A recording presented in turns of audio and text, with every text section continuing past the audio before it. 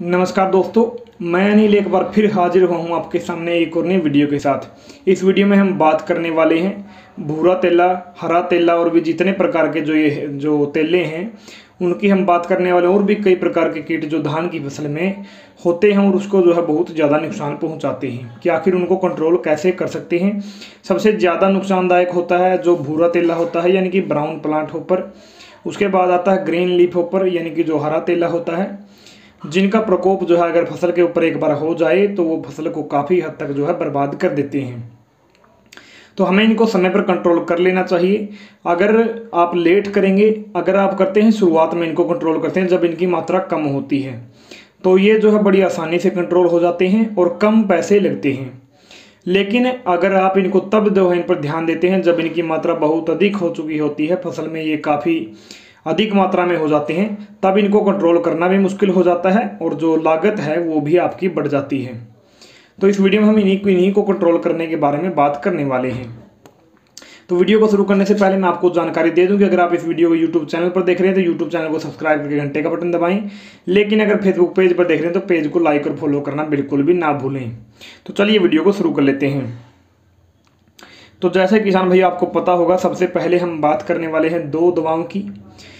अगर पहली दवा है जिसमें जो ये तेले हैं इनका प्रकोप जो शुरुआती लेवल में है या फिर थोड़े मध्यम लेवल पर ये पहुंच चुके हैं, तो उनको कंट्रोल कैसे करें। उसके बाद हम बात करेंगे कि ये जो तेले हैं, जो हरा तेला है, भूरा तेला है या जो अन्य जितने भी जैसे माहू है, तो ये जो हैं अगर ये ज़्यादा हो चुके हैं, बहुत ज़्यादा मात्रा में अगर फसल में हो चुके हैं, तो इनको कैसे कंट्रोल करें। इन दोनों के लिए जो है अलग अलग दवाएँ जो है मैं आपको बताऊँगा।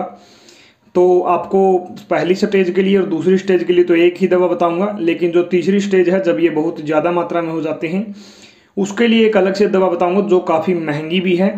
और आप बोल सकते हैं कि जो है आपका जो है लागत उसकी थोड़ी बढ़ जाएगी। जो पिछली जो दवा है पहली दवा से जो तकरीबन डबल है कीमत में।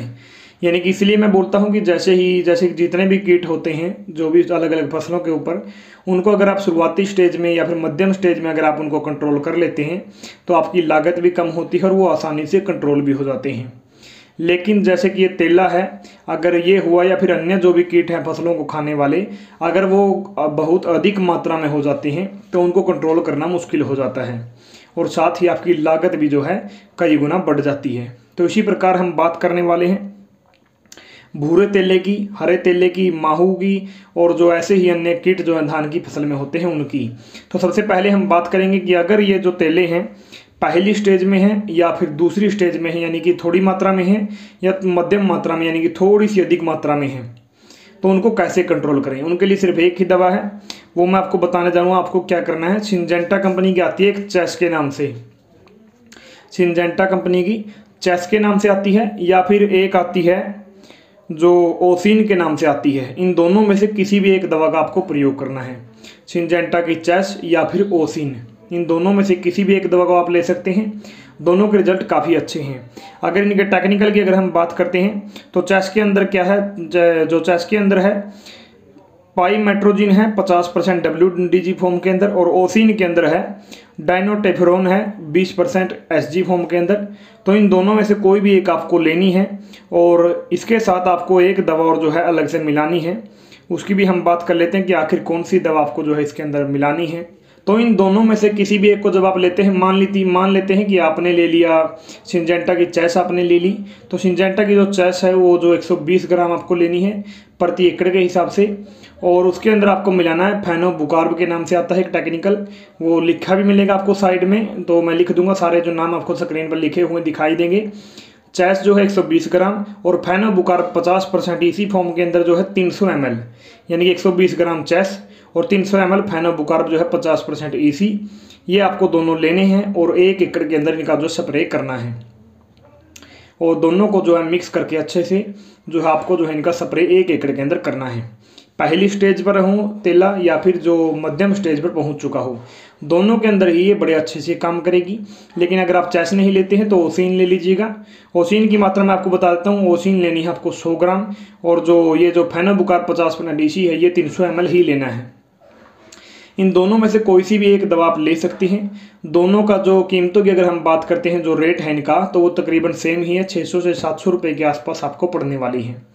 लेकिन अब हम बात कर लेते हैं कि जब तेला, जो भूरा तेला है या हरा तेला है, तो या फिर माहू है, जो ये अगर ये अत्यधिक हो जाते हैं, यानी कि बहुत ज़्यादा मात्रा में आपकी फसल में हो जाते हैं और आपको दिखाई देने लगते हैं, एक एक पौधे के ऊपर कई कई आपको दिखाई देने लगते हैं, तो समझ लीजिएगा कि बहुत सारे हो चुके हैं और ये काफ़ी अधिक मात्रा में आपकी फसल में हो चुके हैं।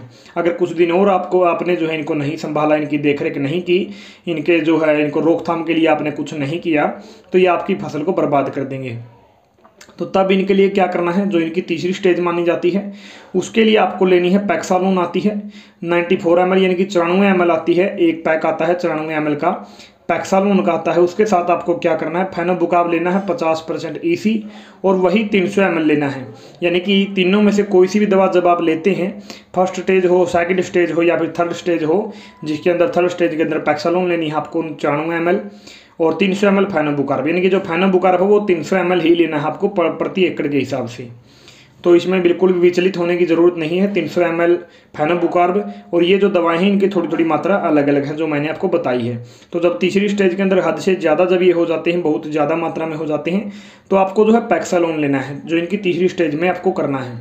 तो अब इसके खर्च की हम बात कर लेते हैं। जैसा कि मैंने आपको बताया था कि जब ये जो कीट है, इनकी जो किसी प्रकार का जो तेला है या जो अन्य कीट हैं जो फसलों को खाते हैं, जब ये अत्यधिक मात्रा के अंदर हो जाते हैं, ये दूसरी या तीसरी स्टेज तक जब ये पहुंच जाते हैं, जब ये अत्यधिक मात्रा इनकी हो जाए, तब आपका जो खर्च है वो तकरीबन 2 गुना या 3 गुना बढ़ जाता है।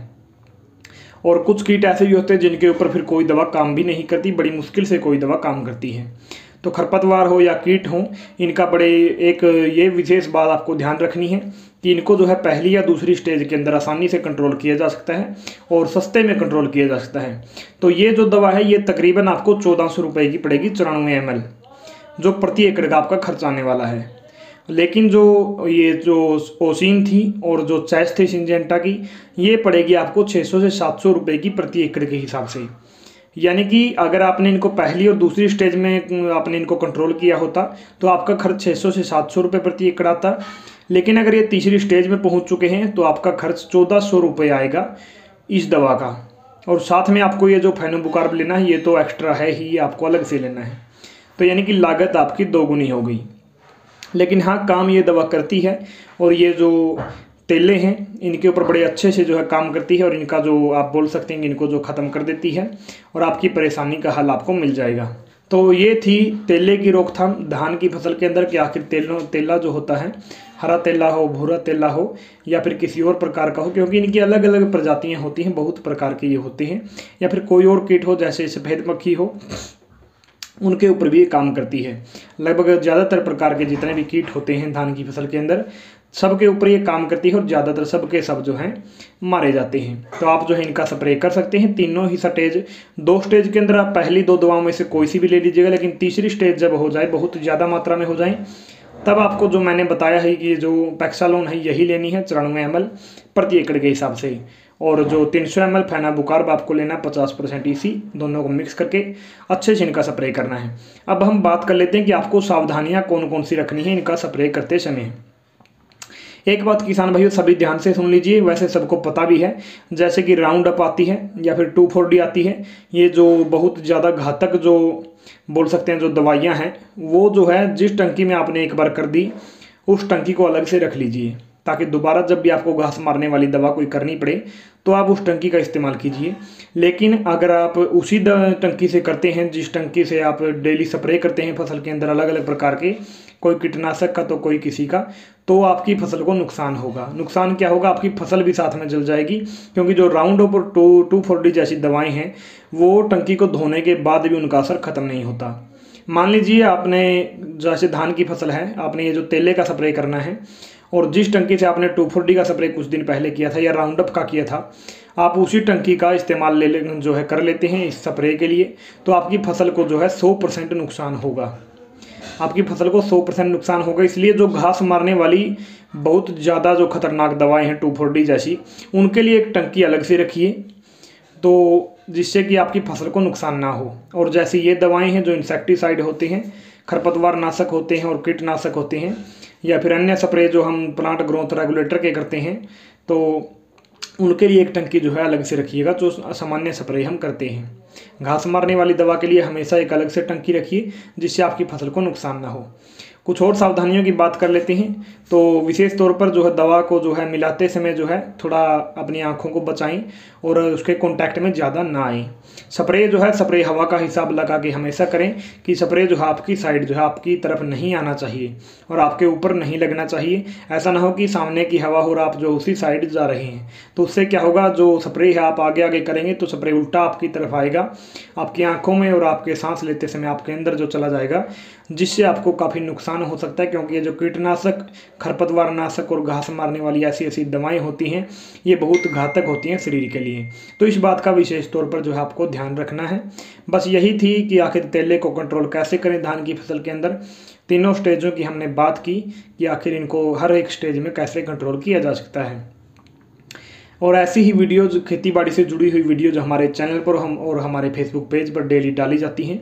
तो अगर आप ऐसी ही वीडियोज़ देखना पसंद करते हैं तो चैनल को सब्सक्राइब कीजिए और पेज को लाइक और फॉलो कर लीजिएगा। और फेसबुक पेज का जो लिंक है हमारे यूट्यूब चैनल के जो है वीडियो के डिस्क्रिप्शन में जो है आपको मिल जाएगा, वहाँ से जाकर आप उसको फॉलो कर सकते हैं।